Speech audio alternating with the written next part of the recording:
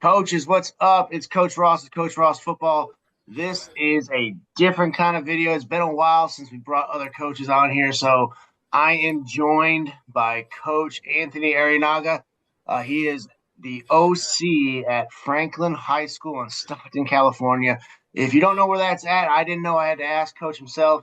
So he told me that he is smack dab right in between Sacramento and San Francisco. I believe he said he was an hour north of San Francisco and an hour south of Sacramento. So, I mean, that's a good place to be. I've never been to California. I've always wanted to go and check it out. And those are two great cities. So, Coach, it's great to have you on here. The last time we had you on here was, I believe, during the Air Raid Blueprint series. So, I mean, we're kind of reintroducing you back out into the YouTube world here, and a lot of coaches are interested to see what you have to say. So, welcome, Coach, and go ahead and just tell us a little bit about yourself real fast. Glad to be back. Yeah, it's been a little bit, but again, it's still following the page, making sure to stay up to date on trends, topics, and all the fun stuff that is.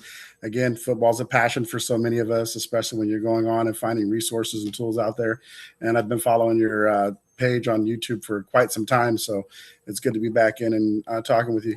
I've been coaching football for a little over a decade and a half at the high school level. Youth level, it's kind of the opposite. I've got less youth experience than I do high school experience with football, but I've been coaching sports in general since I was like 13. Wow. Yeah, freshman year, we had a neighbor wanted some help with baseball, and I ended up just coaching T-ball. And coaching sort of, when it gets in you, it gets in you. And when you love helping people learn and instructing, you get to see the growth of players as they go. Absolutely, and we were talking before the show here. You got some great things that you're going to bring into the show here, and you're gonna present something that I was not aware of. So we'll talk about that here in a minute. But again, I mean, I appreciate the shout out there. Glad to help, and I'm glad you were able to pick up something from my channel. So what we're going to actually do here real quick, Coach, if you don't mind, again, we had you on here for the Blueprint series, and really that was kind of like the way we set it up, me and Coach Deason, is we set it up to where we were going to be just, trying to do clinics that were really, really fast. So we didn't really get a chance to really know who you are as a coach. And so I'm going to go kind of through some questions to kind of just give you basically an interview here and kind of just, see what you have to say. Because, again, some of these questions, they're going to provide some information, and some other coaches are going to want to reach out. And by the way, if you don't mind, Coach, if you don't mind, just kind of, saying your contact information, and then from there, I will actually link it down in the description below. So go ahead and just tell coaches how they can get a hold of you if they want to get a hold of you about, based on if they have any questions on what they're going to see tonight in this interview, in this presentation. So why don't you just let them know how they can get a hold of you? Sure thing. If anybody wants to reach out, follow up question wise, you can email me, portcityburger@gmail.com. Again, it's all just exactly like it sounds. Or you can reach out on my school email address, which is AARINAG as in George at stocktonusd.net. Again, it's just A, and then Arinaga is the last name, Stockton USD for the school district. And feel free, if I see it there, sometimes stuff might get in the spam folder. If not, phone number 209-570-2472. Feel free to reach out. If you do text me and I don't know the number, make sure you're telling me you're a coach, because if I get into it's like election season and all these weird, plus somebody's calling for better call rates or insurance or my car's warranty. And, I'm going to immediately ignore those. I hear you on that one. Yeah, I get so many of those text messages. I know exactly what you're talking about. So, yeah, like I said, the information that he just provided, I'm going to link down that information. Probably leave out the phone number, but the emails, they will be in there. They will be down in the description. So, coaches, if you have any questions, please feel free to reach out to Coach Arinaga, because he's got a lot of insight, and he's one of the ones I've mentioned this to him before, because we talk back and forth. It used to be a lot more, but back lately we've been talking a lot more. And he's one of those guys that was always commenting on my videos, and I kept saying, I'm going to get him on the channel.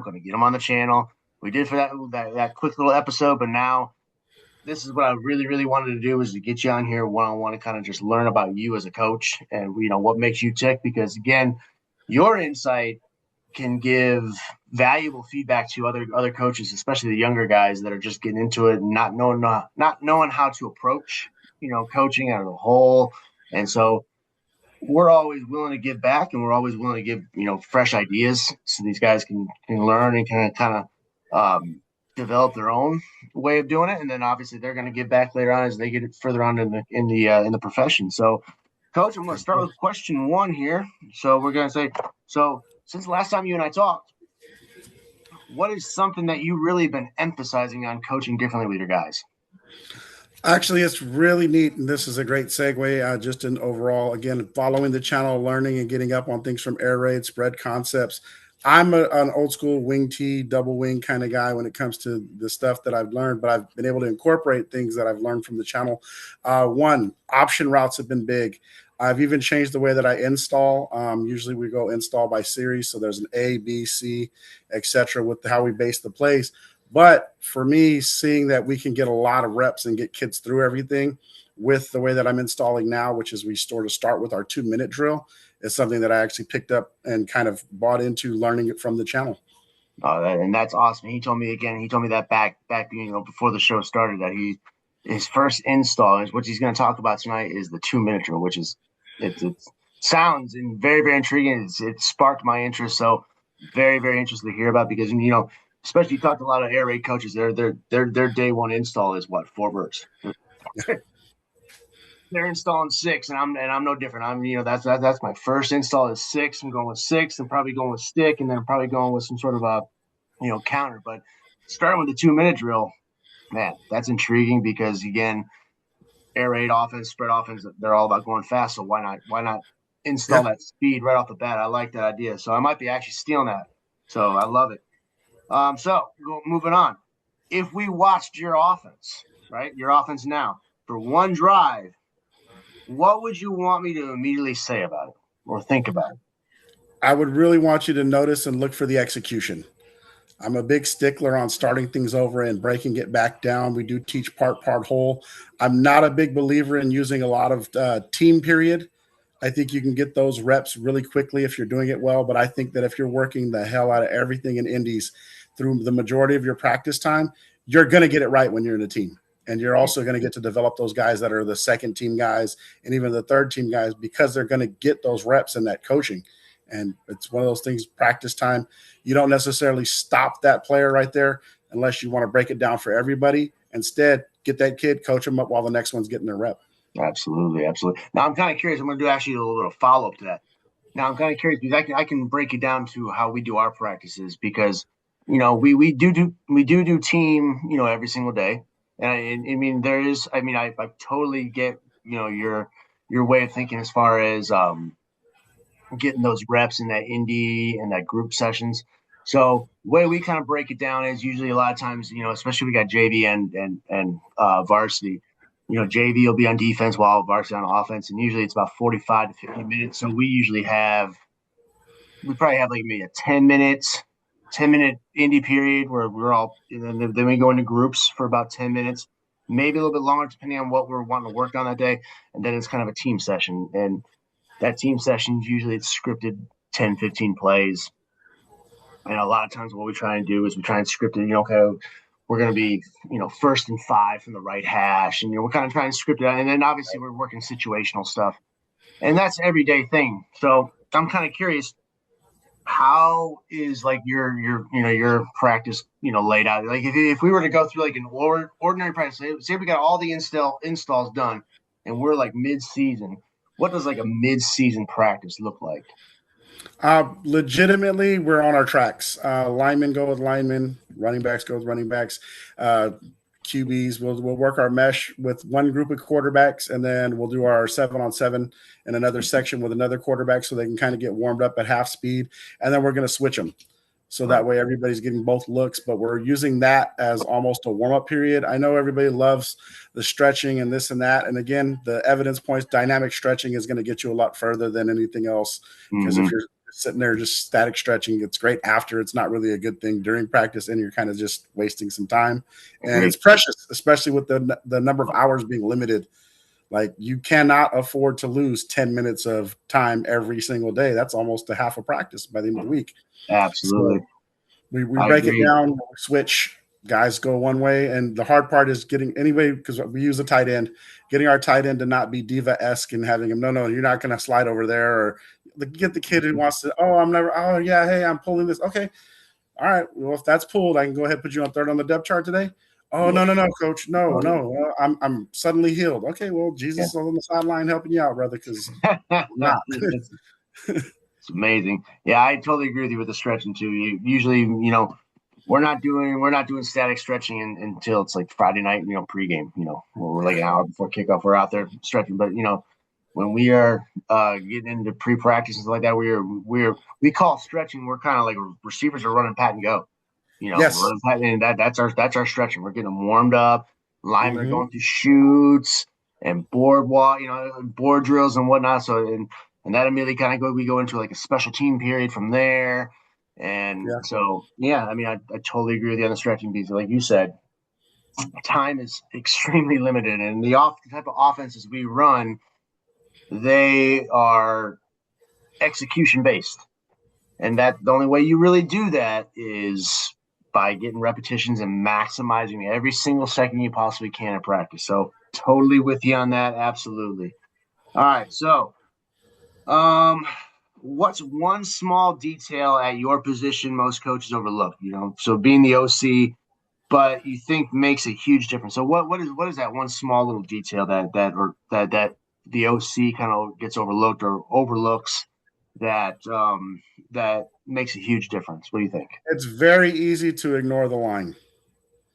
And I know we all like to be creative. I know we like to draw stuff up. We can overcomplicate it, but it's very easy to overlook the most basic things with the line. And getting an angle to watch them has to be one of those things you prioritize. Mm-hmm. Whether it's hand placement, whether it's watching that initial foot fire to see where they're going on inside versus outside zone, correcting that stuff early, reinforcing it, and making sure they're getting the concept. I know one of the big things that I like to do is make sure they understand the why. Knowing how we do something is good, but understanding why we do it is even better, because modern athlete, the kid wants to know what they're doing, but why they're doing it. And Yeah. if they don't buy in, good luck. Yeah, I love it. I love it. Absolutely. I mean, you don't have an offensive line. I mean, they lead the way. You don't have an offensive line. No matter what offense you're running, no matter what kind of scheme you're running, it ain't gonna work. So, um, now I'm curious. When you're since you're the OC, is your where is your more of your focus? You focus more with the quarterbacks, or you focus more with the line? Where do you kind of find see yourself kind of flowing more toward practice?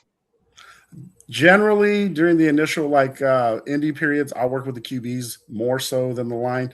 But like we get out and we'll go over our quote unquote install on the sidelines while we're waiting for the practice ahead of us to clear out.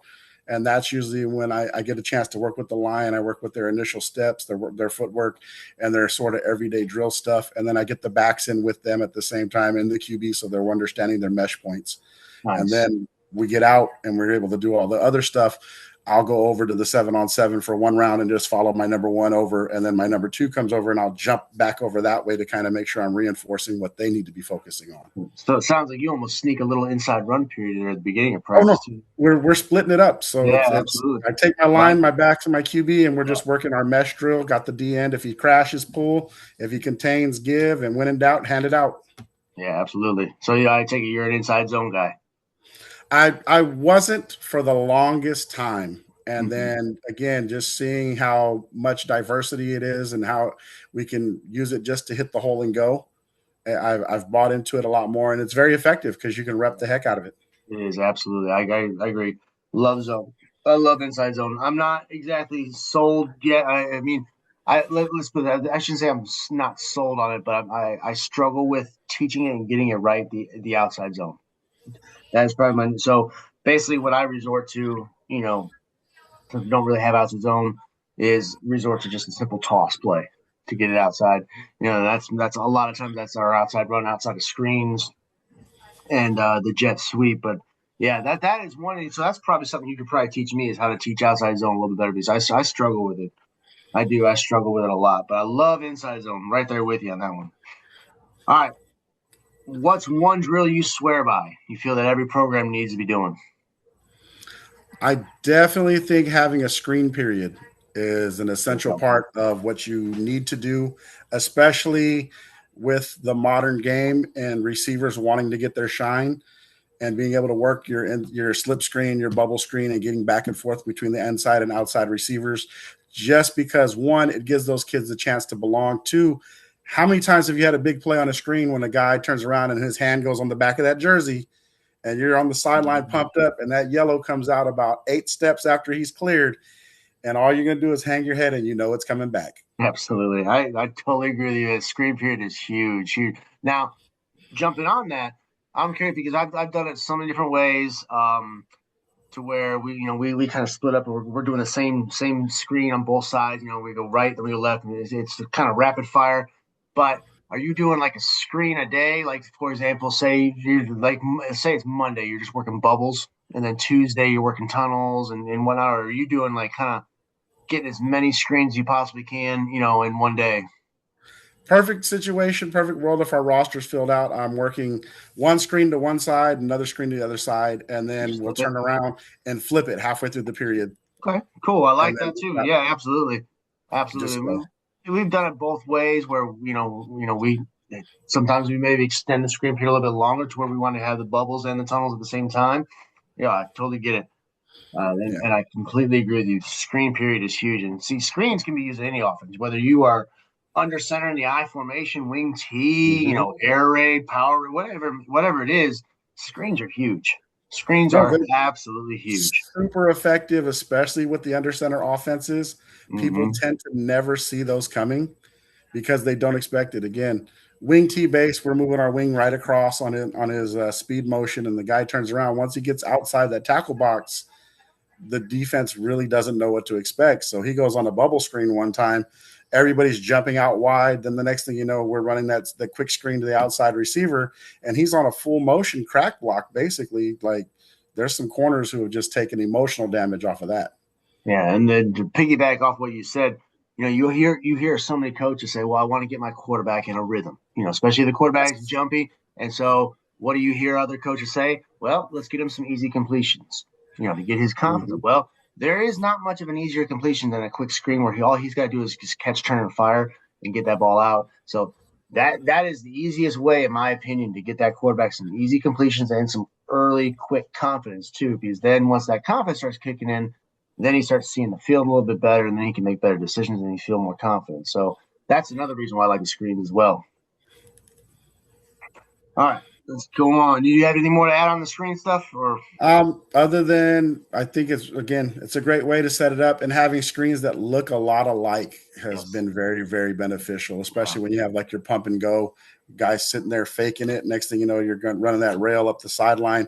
And we have one team, I think we've gotten them to bite on that play like 3 years in a row. They switched DCs, and the next DC ended yep. up biting for it the fourth year, and the guy comes down.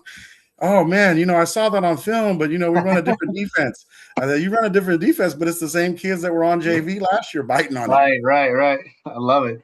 Yeah, you gotta have that pump and go in the repertoire, especially if you run those little now screens where you got Yeah, that guy going flat for five, and then he shows that block, shows his hands, and gets up the sideline and goes. Yeah, yeah. right there with you. Love it. Hand acting is huge for the screen Oh, game too. You exactly. definitely want to sell it. I tell them all the time that, and our weird enough, our receivers on just a lot of the routes. We just went over this the other day. Spring ball, they love to raise up before they go into their break and break down. And I'm like, dude, if I'm a DB and I watch you show me your whole chest, I know you're about to cut. Oh, absolutely. I mean, they get. I mean, you got to be as much of an actor as you are an athlete. So because you got to sell things, and you face a savvy defensive back, he's going to pick up on those little things. And I mean, they're watching film too, so they're going to be picking. I mean, we tell our guys, watch the guy you're going against, pick up his tendencies, pick up his habits. And don't you think they're doing the same thing with us? So you Yeah. cannot give them an inch. You cannot give them an inch. Cannot give them any kind of ammunition they can use against you. So right there with you, absolutely. All right, moving on here. We got, let's see, when something is not working during the season, and what's your process of fixing it? Do you simplify it? Do you rep it more? Do you change it? Do you scrap it? What do you do if something's not working? You don't like it. If it's absolute hot trash, we're throwing it out. But I do like to talk with the players and kind of get a feel for it for what they're seeing. One of the biggest things that I do, even just in between drives, when they come back down off the field, the first thing I ask, what are you seeing? Right. Because their eyes are different than your eyes, and what they see may not be what you're seeing from the box or from the sideline. And so we try to get an idea. And sometimes kids may not understand what you're saying until they get a chance to explain it out. So you're like, hey, do you got a 3 technique over there? No. Okay, well, where's the guy at? Oh, he's sort of head up. Okay, so what is sort of head up? Well, he's here, but he's to my left. Dude, that is a 3 technique. Oh, that's what that means. Like for trap, like Yeah. we're hitting the 3+, and the guy's like trying to block the 3, and I'm like, Right. no, we don't want to. We want him to think he's an All-American, so the guy next to you can earhole him. And he goes, oh, that's what I'm Oh, doing. yeah. Oh, no. I know. Yeah, that's why I keep telling you, don't touch that kid. Yeah. Now, we ask our quarterbacks a lot of times too. Is like, what do you like throwing? You know, what do you like to throw? What do you feel more confident? Like, you know, they like 4 verticals. You know, we're more of a vertical passing team, so you know we're kind of force 4 verticals on them. But we ask, you know, we have snag in the playbook, we have stick and smash, and all these and some of these other concepts. We ask the quarterbacks a lot of times, you know, what do you like throwing? You know, what do you have confidence in? Because obviously that's going to be a little bit more of a play that we emphasize because we know that the quarterback likes it, feels more comfortable with it. But one more thing I got to ask: do you guys use like on Friday nights? Are you guys having, you know, I don't know if you guys use huddle sideline with the iPads? We've lobbied for it. It's taken a while. We're not in the most financially forthwith district. No disrespect if you're out there, but we do try to use and chart plays as we go. So we've got a sheet that we'll use to kind of track what we're doing because we don't have huddle sideline. I think we might be getting it this year, but that's a whole other funding thing. Right. We did have a 7-on-7 team that had some stuff from their iPads and they were using the drones and all that. It actually was nice to be able to adapt, but everything's kind of charted off a sheet and we're doing the numbers as we go. Yeah, I mean, if you guys can get it, I mean that is huge.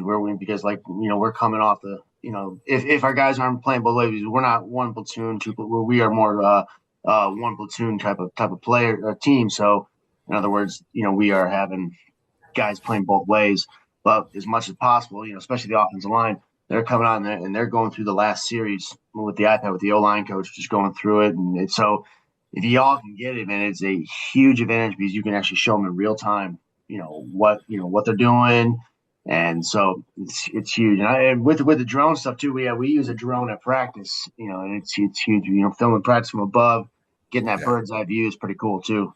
So that's good stuff.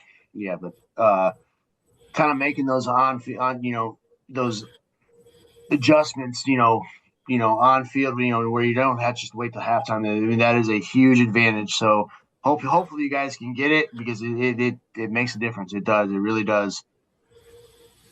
All right. So what separates the kids?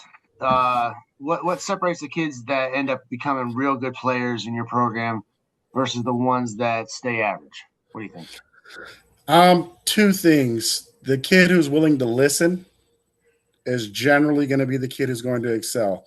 But part of the listening is actually having a conversation, open dialogue, and willing to share what their thoughts are, and be able to take criticism versus just blurting out I me, which you get kids who tend to be on our particular side of town. We've gotten some really, really good athletes.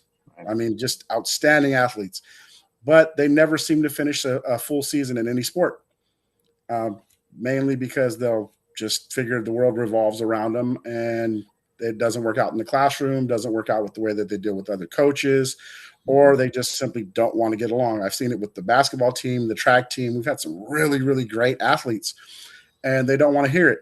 Then you get a kid who's maybe a slightly lesser tier kid who sees that those guys are good, but he wants to be better. And he's going to ask, Coach, what can I do? Right. How do I get better at this? What role can I play that'll get me on the field more?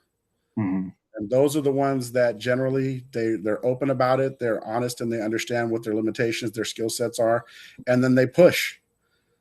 They're willing to do the extra. They're willing to listen. They're willing to take the time and they're going to go out and they're just going to do what you're asking them. It's not necessarily, and I always tell kids this, please just do this my way. If you do this my way and it fails, I can blame me. I'll take all the heat and then some. You can do it your way. I'm going to take all the heat, but when we get to practice, me and you're going to have a conversation. Yeah. So if you want to do it your way, go ahead, but it's going to show up on film. Mm-hmm. And then, coach, it's okay, man. Like, no, it's not okay. Like, I don't want you to be mediocre. I don't want mediocrity. I want you guys to excel. I want you to wake up every morning, in the words of Ricky Bobby, wake up every morning and piss excellence. And they just look at me like, what? And I'm like, yeah, I think you're capable. Like, I will send kids goals before the season. I will send them what I envision them doing on some nights. And I had a kid 2 years back. I told him, hey, this week you're going to score the winning touchdown on power left. You're going to seal the game, probably late in the third. Nah, coach, you're crazy, blah, blah, blah, blah, blah. Turned around, late third. I look at him on the sidelines, going in. Sure enough, he's been working power all week, and he's working it for everything he's got. And the kid was one of our better athletes, but he also was one of the ones who was trying to improve. And he only knew like 3 plays, very limited in terms of what he understood. So power was his go-to. Kid hit it, saw the cutback lane, down the street. Gets to the sideline. Coach, how did you know? Dude, we're coaches. We study this. Yeah, we see it. Yeah, absolutely. We've always kind of told the guys, you're going to get what you put into it. Yeah. Why come out here and half-ass it because you're not making yourself better? The goal is obviously to get better. You've heard guys like one thing I've stolen from Coach Mackey on YouTube is, get that 1% better every day. And that's your focus. So, if you didn't do something right the day before, make sure you get it right today.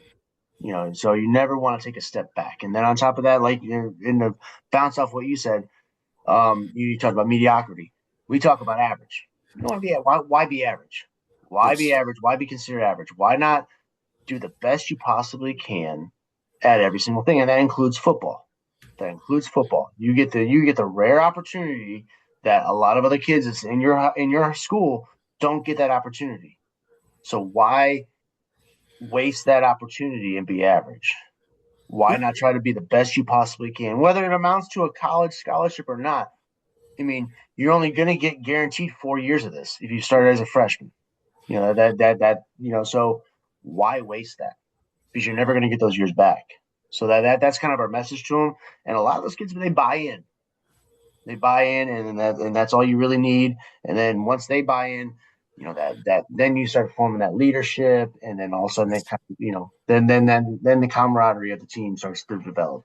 And we try and invoke that in the spring, and then obviously that reinforces in the summer. Then you go into the preseason, but it's harder to do in the spring for us because our school's a big baseball school, so a lot of our guys are playing baseball, and so we don't see too many of them. But that's kind of how we approach it, and it sounds like you're very, very similar to the way we approach it as well. So it's a good message to send for absolutely. When you're putting together a game plan, what is the first thing you're looking for at film? So this is about watching film. So what is the first thing you're looking at for that week's opponent, on film to try and game plan against? 2 big things I like to do. We got to always go back. We check our film out first because that's the one we have. I like to see what we do well.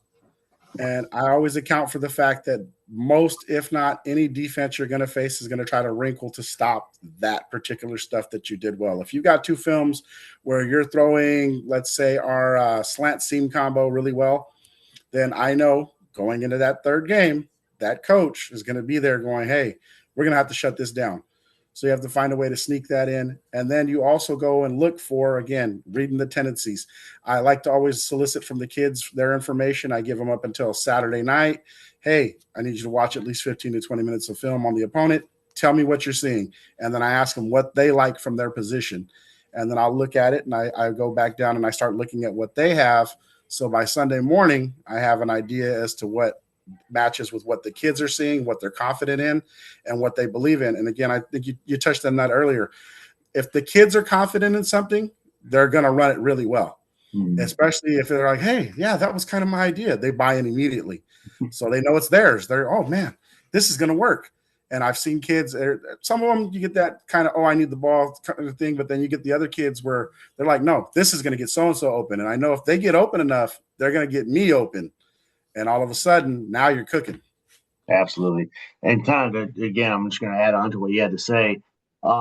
Yeah, I mean, coaches are creatures of habit. You know, if something's working in a game, why stop calling it, right? Yeah. So that's obviously going to show up on film. And needless to say, because like any other coach, they say, okay, they were hitting this play a bunch, and they may chart it in. Maybe they hit power for 10 plus yards out of this particular formation 10 times, that game. So we got to that's the number one run we got to stop. And when we see this kind of formation, they're gonna scheme to see that, hey, that formation, this is right where they're running power because they're gonna load up on tendency. So then what do? Like you said, you develop those little wrinkles because what you're trying to do, and you hear a lot of other coaches talk about it, is you're trying to protect that play.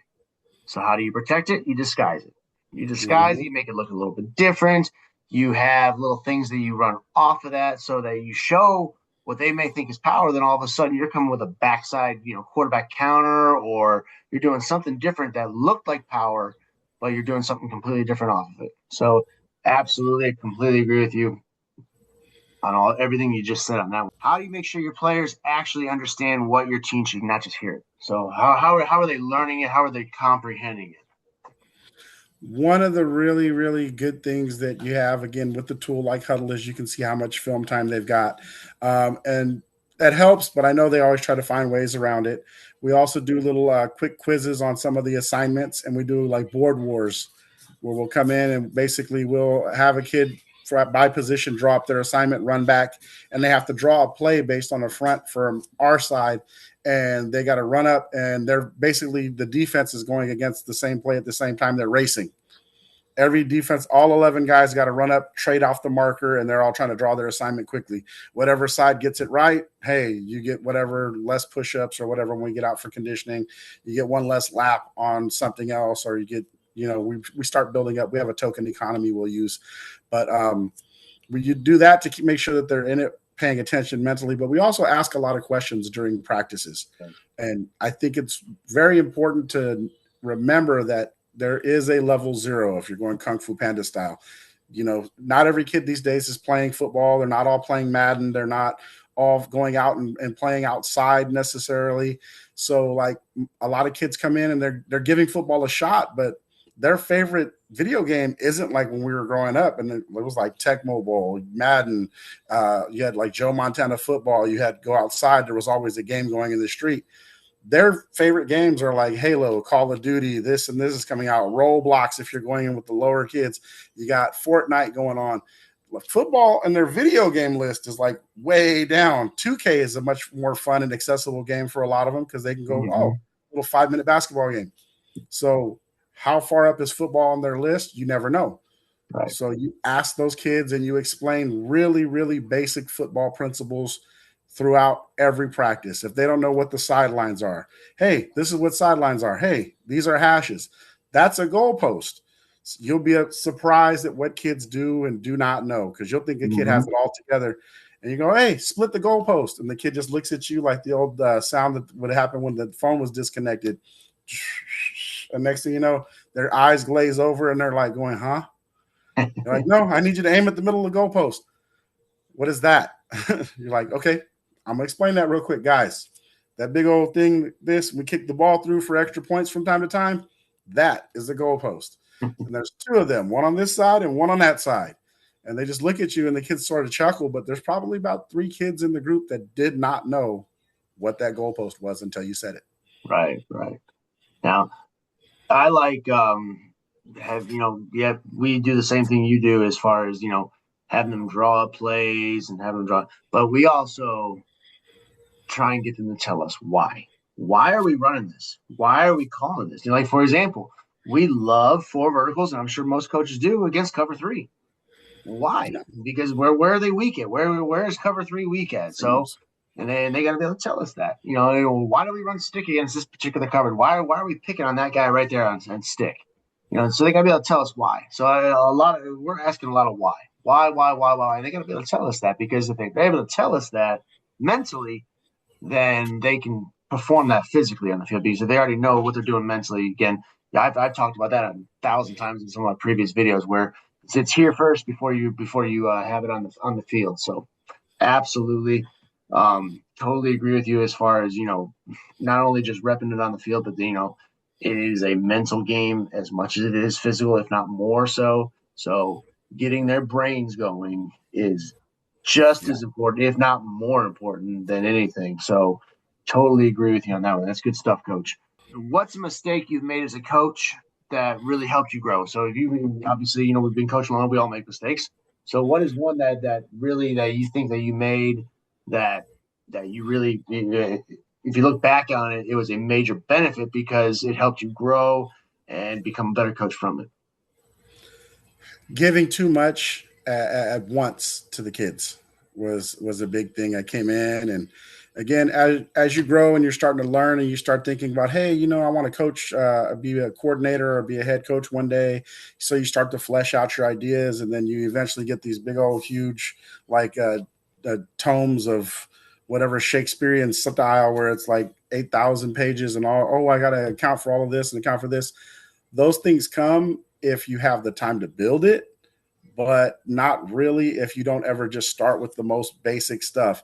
And that actually is one of those things that I've been able to incorporate, which is why going back to the very beginning, where I started using the 2-minute drill as the base versus jumping into, hey, our buck sweep series for the kids. Because again, there's a lot that goes into installing 11 plays versus one play with several outcomes. Mm-hmm. Yeah, so I mean, I'm right there with you because when I first became like head coach and offensive coordinator, things like that, I started off in middle school. I mean, I don't know if I've ever told you this, but like I did when I first got into it, I started calling the plays. I think for a middle school offense, it was 98 concepts. Okay. That's huge for middle school because I wanted to have an answer for every situation. I would sit there and just think myself that okay, what if they do this? What if they do that? So I had an answer for okay, if it's 3rd and 15, what am I calling? What formation am I in? So I had concepts for every single thing, and needless to say, did I call even half of that stuff? No, of No. course not. I didn't even touch some of it. So, you go back to the drawing, like, didn't use that, throw that out, throw that out, throw that. And then it's all just simplifying and making sure that, I'm right there with you. I made that mistake one too many times where it's like, why am I even going over this stuff? And even in high school, we still did. We're like, we kind of go look back and like, we practiced this, but do we even call on Friday night? No. So we probably wasted 15, 20 minutes of practice throughout the week just going over this that we never even used it. So, you got to be really, really deliberate, about what you are practicing and making sure that you call it because because otherwise, you're just wasting that time going over it. And see, on the flip side of that, we want the defensive guys wasting time going over Yes. a bunch of stuff throughout the week, because they need to feel like they need to prepare for everything. It's complete opposite for us as offensive guys, where you know we want to make sure that we are running and calling the plays that we're actually going to run and call. As Mm-hmm. opposed to having an answer for every single situation, because it's not possible. It's not it's not possible. You don't have enough time in the day to do all that stuff. So yeah, I mean, I made that mistake too, Coach. You are not alone. I'm in the same boat on that one. So absolutely. There's a young coach watching, and I'm sure there are. Um, this watching this, trying to get better right now. What should they be focusing? According to you, what is your one thing where you, if you were giving advice to a young coach, what is the number one thing they should be focusing on? Play to your team's strengths. A lot of coaches, we go in, and again, like I said, you're taking time, you're crafting some stuff, and it's beautiful. It works in your head, it works on everything that you're doing. You're having, again, like you said, answers to all these scenarios. But if you got a team that's full of kids who can run the ball and block well, hey, I understand wanting to throw. But if that's not your forte that year, run it. If you got a quarterback who's a stud and you got two good receivers you can fling the ball to and make it happen, throw it. If you got a running back that, hey, slow-footed man, he's going to get you 3 yards. Save that kid for when you need him. but don't try to make the team into something that they're not. Sometimes the DNA of what you have, and you strengthen and you go after the strength of what your team is. I think way back with Don Shula. If you're an old guy like me and you remember the Oh, dinosaur, I'm right there with you. Yeah, I know Don. I know the Shula. sprint drop back, and guy turn around. You had Larry Zonka, you had Kick, you had Mercury Morris, and those guys ran the heck out the ball. A few Mm-hmm. years later, it was Dan Marino's turn to step in, and all of a sudden, you had all the Marx brothers, and they evolved from being, "Hey, we're going to line up and just pound you," to now we're spreading you out, throwing the ball all over the field. If you got a Dan Marino, use your Dan Marino. If you got a Larry Zonka, use your Larry Zonka. Yeah, Use absolutely. what you have. Play to your personnel. Absolutely. I totally agree. Totally agree. Because, I mean, personnel is going to change as you go. Some years you might have a tight end, like you talk about, you have a tight end. Some years you might not. You might not have one. So, absolutely play to your strengths, and because that's going to make your team better. That's going to make you execute better. That's going to make you a better coach because you are willing to, I guess, look past your ego as far as, hey, I want to run this offense. Only no, you have to be willing to branch out and, kind of make some adjustments based on the personnel that you have. Because personnel is most important. Yes. Scheme comes second after the personnel. You would adjust your scheme, I guess you would say, to your personnel. Yes, very much so. Yeah. So That and being open and teachable for younger coaches. A lot of guys want to start at the top. It takes time. it does. It really does. If you want to, at least if you want to be good at it. And I'm not saying there's not guys that are savants that just don't wake up and football is like this wonderful 3D world for them when they're plotting it out. But for the most part, it takes a while to get there. So ask those questions, learn, be willing to learn from guys ahead of you. One of my better coaching friends right now is a guy I met a few years ago, Tim Cobley. Dude was a Galt High, which is up the road from us. He was their head coach. Spinner series guy. Like that's how old school they ran stuff, single wing, double wing, and wing T stuff. But I learned a lot from him. And it was like, well, it's taking a step back at first. And I kind of had my ego. And I had to check it. Like, dude, this guy's been coaching just about as long as I've been alive. Who am I to try to sit back? He's been where I want to go at some point. So let me listen to him more. And sure enough, started meshing up and got to see we carry the same philosophy of trying to win by using what you have. Learned a lot. And so, yeah, I mean, like you said, a younger coach needs, and I tell this to my young guys at practice, those young freshmen, be a sponge and soak up everything. Soak Absolutely. up everything you can, soak up all the information you can, take notes, ask questions. And that's what I encourage on my YouTube, on any of the Facebook groups, is those guys, we're here to ask questions. Me, you, coach, ask us questions because we're always willing to give back, because that's what one coach did or multiple coaches did for us. They gave back. And so here we are. It's just a kind of revolving door. So, like you said, in a piggyback off what you said, just coaches ask questions, learn as much as you can, because there's always someone that's done it a little bit better than you, that has a little bit more knowledge, that is willing to spread that knowledge to you. So couldn't agree more with you, Coach. Absolutely. You got anything more to add to that before we move on? No, I think that kind of covers it with that. And again, younger coaches, it's your guys are going to be the next generation up. You're teaching these kids. It's going to be great to see, and you're also teaching the next group of leaders for the world that we're paving the path for. All right, so Coach, thank you very much for that little interview we had there. So again, coaches, reach out to Coach here. He's got a lot of knowledge. I mean, and so I've learned some stuff from him here too, and him and I are on the same page as far as coaching philosophy, as you can tell. But he's gonna now give us a little bit of a treat here, because he's gonna talk about his first install, which if you talk to air raid guys, their first install is going to be four verts, stick. They're gonna do a quick game, a screen, maybe a drop back and a run. They're going to do a 3-day install where they're going to do 2x2 the first 3 days, and they're going to go into 3x1 the second 3 days. But Coach, he's on a whole different level here, and I love it because I'm very intrigued to what he's going to talk about here. He installs his 2-minute drill first. And I thought this was wild, but the more he talked about it, the more it made sense. So he's going to talk about it, and this is his spring install. So he installs this in the spring, and I'm assuming they probably go into the summer and they kind of reinstall it, and after that you reinstall it again, because that's how most offenses work.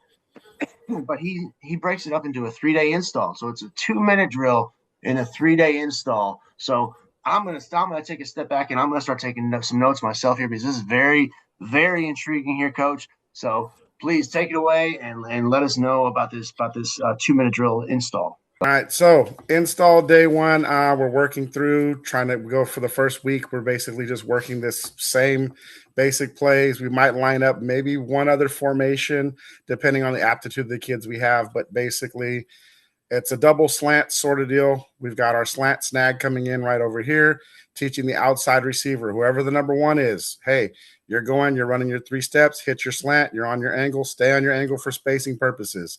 If to that path, you're just going to hit the snag right there. Stay settled. We want that safety's attention.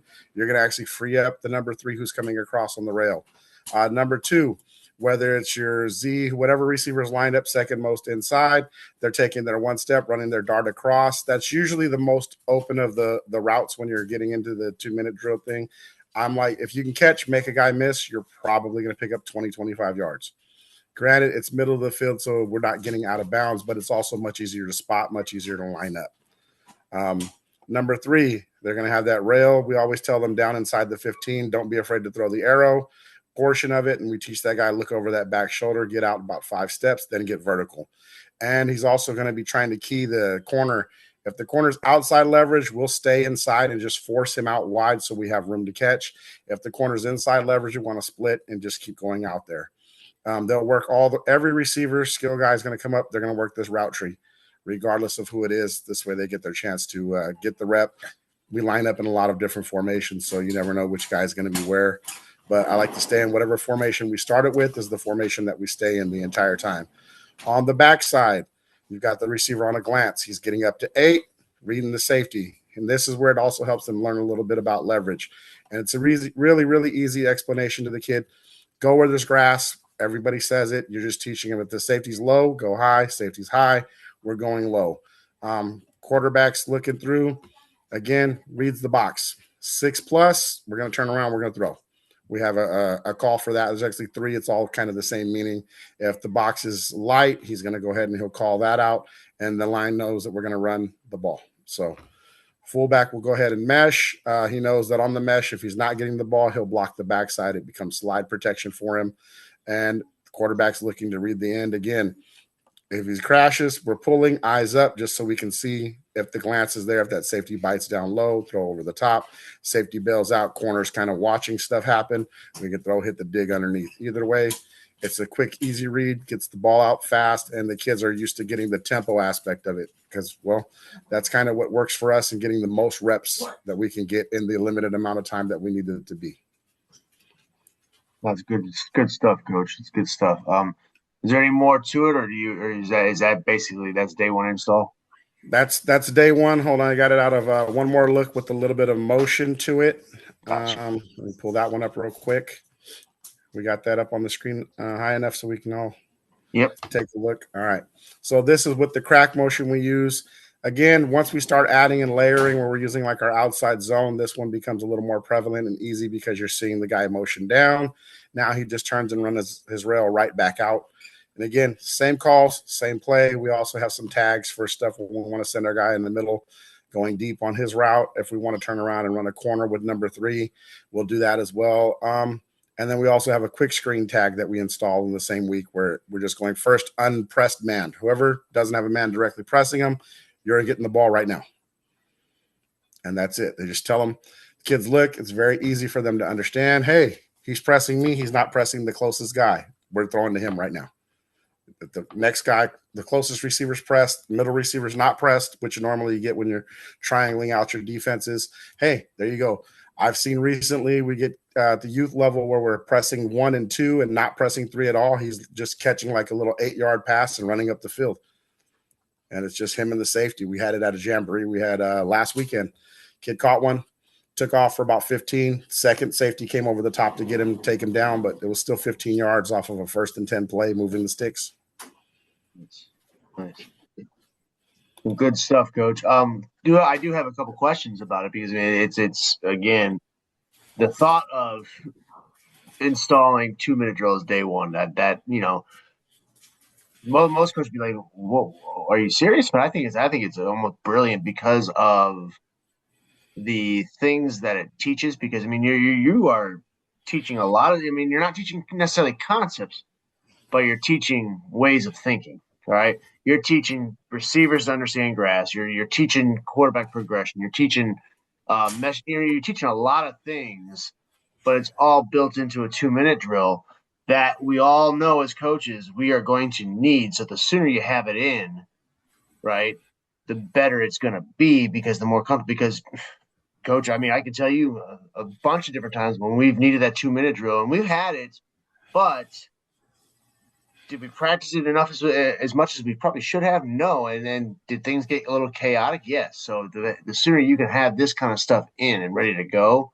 the more comfortable you are in those kind of game situations, the better it's going to be. So I think this is, I think you're onto something as far as putting this into the install. Now, I do have a couple questions if you don't mind. Go for it. So I saw both looks against a too high shell, right? Does it Yes. change at all? Does it change at all against like a single high safety? Single high safety, you still got the same reads. Same reads. Again, if it get to going whether you got three guys pressed up, one guy sitting over the middle, you got the natural rub between the two and the three. So that one in and of itself is kind of an easy read for the quarterback. He's looking, going, oh, there goes. It's basically a cross. That backer from number three goes over. You've got the dart working across the middle. And again, he's still reading the trigger from the backer initially if it's an even box. So it doesn't have to change much of anything. They just line up and go. And I think that's probably one of the bigger draws to doing that for me was I had a route concept that kind of worked really well. And I remember we played a team and they were running the mess out of the rail on us and just clearing out. And it was killing us no matter what we were doing coverage wise. One kid was confused. And I thought to myself, man, if we did that at a little more high speed, we'd be okay. Yeah. And it happened to be like not even 2 weeks later, we had an issue. Again, 2 minute drill. Kids were kind of like trying to figure out what we're doing. Hey, I'm trying to get stuff in. And they're kind of like brain freeze. You can see the little lag button going over the Right. top of the guy after he's lining up. Like, hey, is this what I'm doing? So I said, you know what? We're going to fix that. Here we go. Start off with this. And it actually worked. Like we came out and we were just lining up and going, line up and going. We ended up taking that idea into 7-on-7s. And I didn't even have to call anything because we'd already told the kids, hey, if we're going to line up to the field and we just stay in the formation, drive down. And lo and behold, actually worked out pretty well. Kids got confident in it. And they go, can we do that in the game? Yeah, let's go ahead. So the next offseason came around. That was now our fastest thing to install. No, that's good stuff, man. Another question about you got the motion right here on screen. Now, is there a rule that says, say for example, you show this kind of middle of the field right here. If because me personally, I mean, the rail route, if I'm gonna say it, but say you're on the lineup on the left hash, right? Yes. Would you kind of set it up or skew it to where you want to run the rail route to the boundary, or would you still run it to the field? You know what I We can mean? So no, we can totally adapt it. If I like in a game situation, we need to hurry up and score. I will run a lot more plays to our sideline, right. whether it's boundary or field, because I can get the play call in. We can line up and make it work that way. Uh-huh. It works pretty well.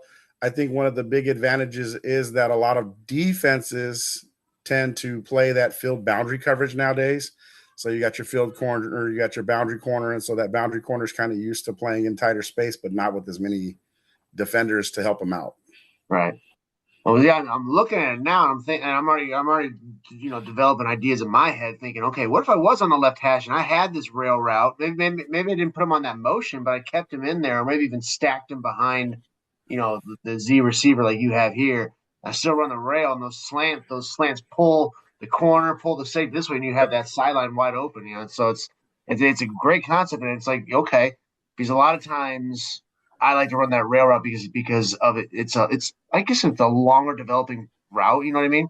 Yeah. So obviously, the shorter the field, the quicker it can develop. The longer the field, obviously, the longer it's going to develop. But with going with it running in tandem with double slants going the opposite way, it could open up a lot sooner, and you wouldn't really necessarily need the vertical aspect of the route. So I mean, this is kind of a brilliant move here. So I like it. I like it a lot. It's good stuff. I think that was all the questions. The one more question is not necessarily about the play itself, but it's about like you said, this is day one install. So you handle all of this on day one, or is this kind of Yes. broken up into?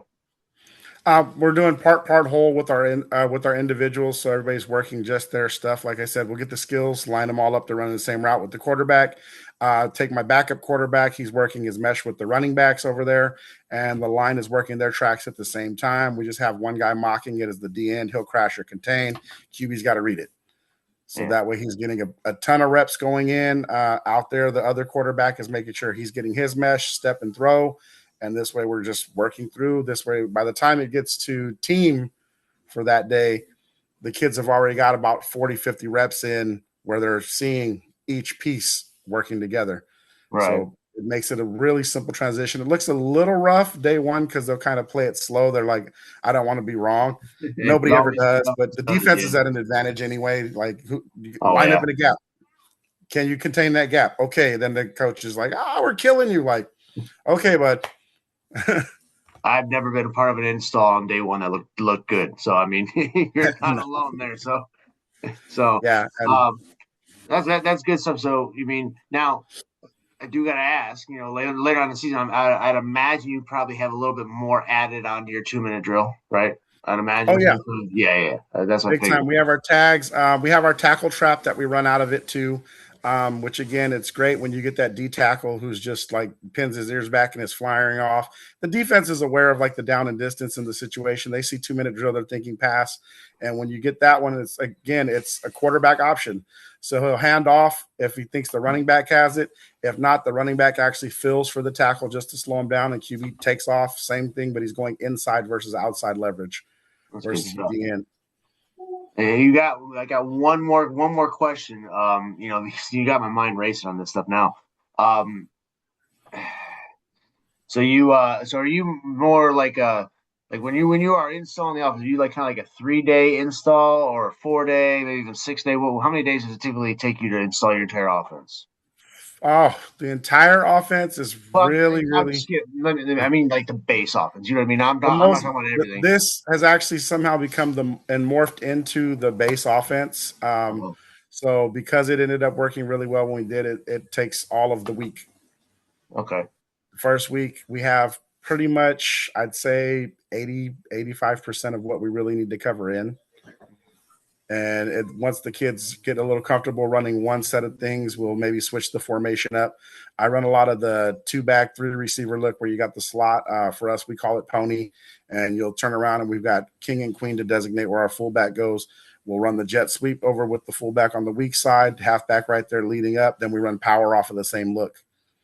Okay. And so, The reason I ask is because typically I like to try and keep it to a 3 day install. But if I was to adopt something like this and put the 2 minute in there, I'd probably expand it to a 4 day because then from the first day it would be kind of all right. We're gonna hammer the 2 minute. We're gonna explain it. Go through all this, and we're gonna kind of show plays or play like this and explain what receivers need to understand as far as leverage, as far as space, as far as windows, and then what they learned that day one transfers into day two when we're talking about four birds, we're talking about stick, you know what I mean? yeah. So it all kind of just correlates with each other. So that's kind of what I'm thinking is if you can hammer this and then also get into your base offense, but if you're using this as your base, that's even better there, dude, because you can just keep expanding it because in my previous videos, I talk about building that foundation first, and you're doing that day one. It just so happens to be your 2 minute drill. So you're essentially killing two birds with one stone. So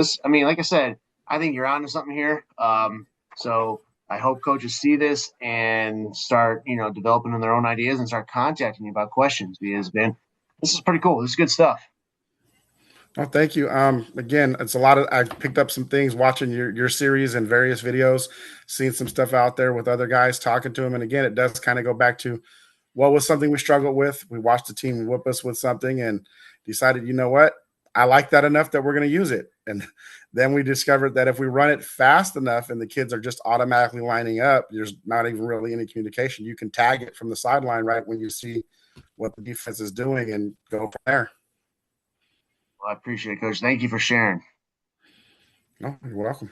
So, Coach, I want to thank you for sharing that install, man, that 3 day install. Again, like I just said, that, I think he might be onto something.